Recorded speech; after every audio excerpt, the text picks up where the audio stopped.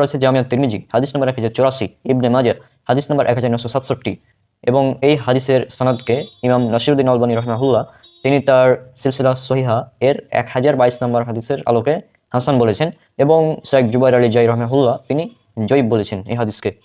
তো এই হাদিসে যেটা উল্লেখ করা হচ্ছে সেটা হচ্ছে এটা যে আবু হুরায়রা রাদিয়াল্লাহু আনহু থেকে বর্ণিত আছে, তিনি বলেন রাসূলুল্লাহ সাল্লাল্লাহু আলাইহি সাল্লাম বলেছেন, তোমরা যে ব্যক্তির দিনদারি ও নৈতিক চরিত্রে সন্তুষ্ট আছো তোমাদের নিকট সে ব্যক্তি বিয়ের প্রস্তাব করলে তবে তার সাথে বিয়ে দাও, তা যদি না করো তাহলে পৃথিবীতে ফিতনা ফাসাদ ও চরম বিপর্যয় সৃষ্টি হবে।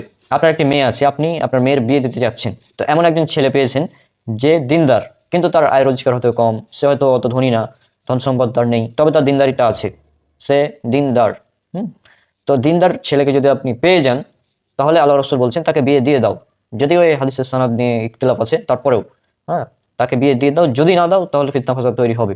আর বিয়ের ক্ষেত্রে আমাদের সমাজে সবচেয়ে বেশি যেটা মানুষ দেখে বর্তমানে, মেয়েদেরকে যখন বিয়ে দিতে যাই তখন জিজ্ঞাসা করে ছেলে কি করে, ছেলে নামাজ পড়ে কি না পড়ে এগুলো দেখার দরকারই নাই, ছেলের ইনকাম কত, সে কিভাবে ইনকাম করে, হালাল না হারাম এটাও দেখার দরকার নেই, মানে আমাদের সমাজে এটা হয় আর কি।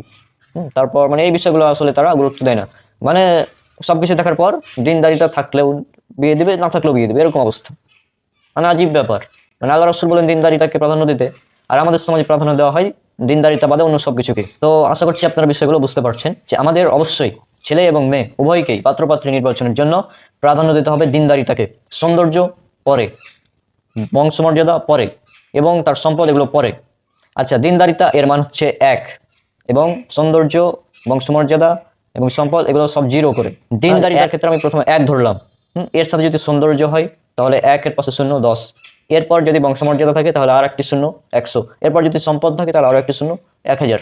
কিন্তু যদি তার সবকিছু থাকে কিন্তু দিনদারিতা না থাকে তাহলে তার ভ্যালু 0। সুতরাং আপনারা বুঝতেই পারছেন আমি কি বোঝাতে চাইলাম। তো আজ